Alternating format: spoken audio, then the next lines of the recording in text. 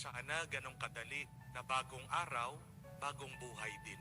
Bagong oras, malinis ang iyong buhay, mawawala lahat ng iyong mga iniisip na pagsubok at suliranin. Sana ganong kadali. Pero hindi. Merong carry over eh. Pag natulog tayo, ganon pa rin kagising natin. Nandun pa rin yung ating mga obligasyon, yung ating responsibilidad, yung ating mga problema.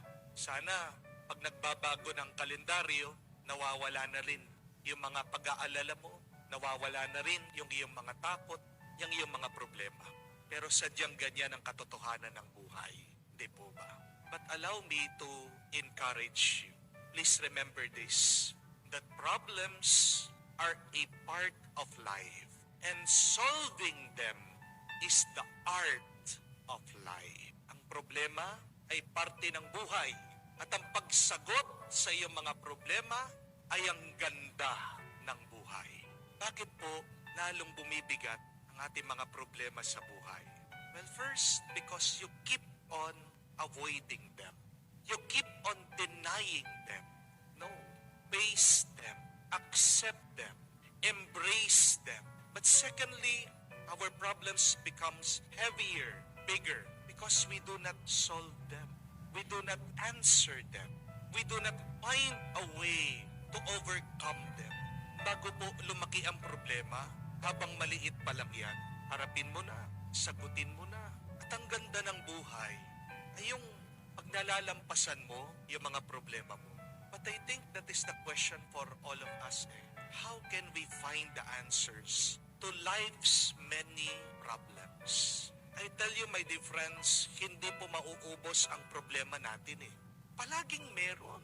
Bata ka, matanda ka, mahirap ka, mayaman ka, maganda ka, may problema ka pa rin. Pag wala kang ganda, mas malaking problema mo. Di po ba? Palagi may problema. Pero yan yung tanong eh, saan kaya tayo makakakita ng pinakasagot? Paano natin malalampasan ang mga sunod-sunod, palaging dumadating na problema at suliranin sa ating buhay? Let us go back to this very beautiful reading that we have coming from the first letter of St. John. Memorize this verse. Ano po ang sabi niya? Beloved, who is the one who conquers the world, but the one who believes that Jesus is the Son of God? Very beautiful. Sino daw ang tao na magtatagumpay na sasakop sa buhay na ito kung hindi ang tao na naniniwala na si Jesus ay ang anak ng Diyos?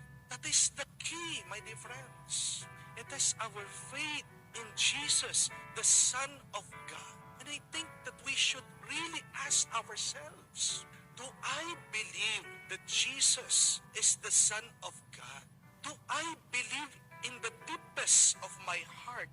Do I believe in my mind, with all of my soul, with all of my strength, that there is nothing impossible with God?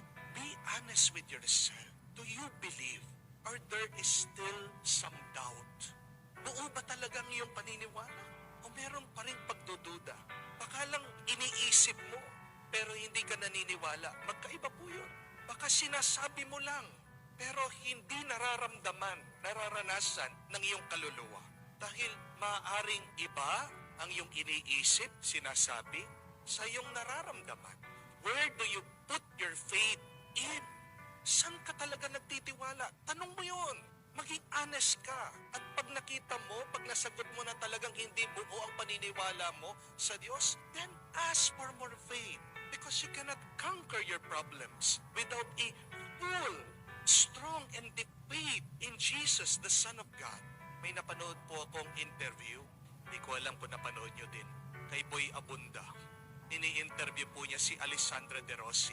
May napakaganda siyang tanong sa kanya. Sabi ni Boy Abunda, kung makakakita ka ng thousand of fireflies na maraming alitap-tap, sabi nila, pag nag-wish ka, magkakatotoo. Ano ang iwi-wish mo? Alam niyo po, very honest. Totoo naman, tapat yung sagot ni Alessandra De Rossi. Yung artista, sabi niya, ako, Kuya Boy, ang iwi-wish ko, maraming pera. Kasi tumatanda na tayo. Kasi sino ba yung Hindi nangangailangan ng maraming pera para yung tambay-tambay ka na lang, wala ka nang ginagawa. O nga naman po, no? Kung bubuksan yung puso mo, ano makikita ng Diyos? Ano talaga yung gusto mo? Let us be honest. At marami sa atin, marami po sa inyo, palagi nagpapadasal. Yan yung isang malaking problema, palagi hinihingi. Pera, para wala na akong iniisip sa aking health, sa aking babayaran, sa aming kakainin, sa aming mga pang-araw-araw na pangangailangan. That is a very honest question. There is no judgment there. But let us also be honest. See? Where do you put your trust in? Sinasabi mo, you trust God, and yet what do you seek? Naniniwala ako, I trust the Lord. Pero yan yung palagi mong hinahanap, pera. Baka nakalimutan na natin ang salita ni Jesus. Seek first the kingdom of God, and everything will be given to you besides. Unahin mo lang palagi ang Diyos. Uunahin din ng Diyos ang iyong pangangailangan. Bakit hindi pa dumadating ang maraming grasya?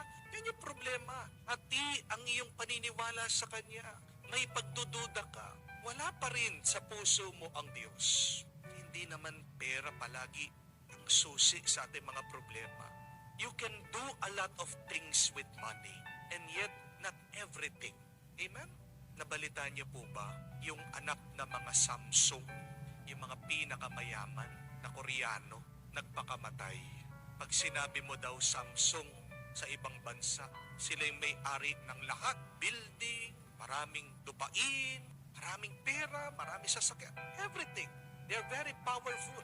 See, nandun na lahat dun sa anak nila.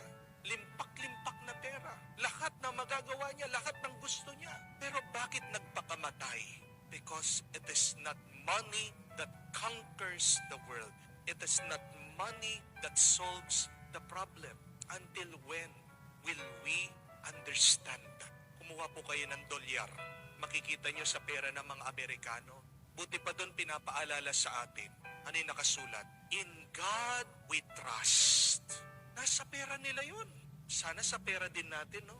Maisulat yun. In God we trust. Who do you trust? And why should we trust God?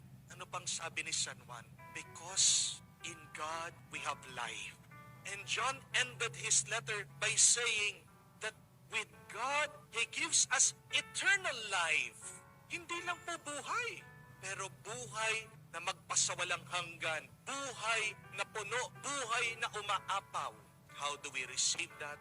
Please, put your whole trust in Jesus, the Son of God. So bawat umaga po, and throughout the day, let this be our beautiful prayer to strengthen us, to encourage us, to give us life.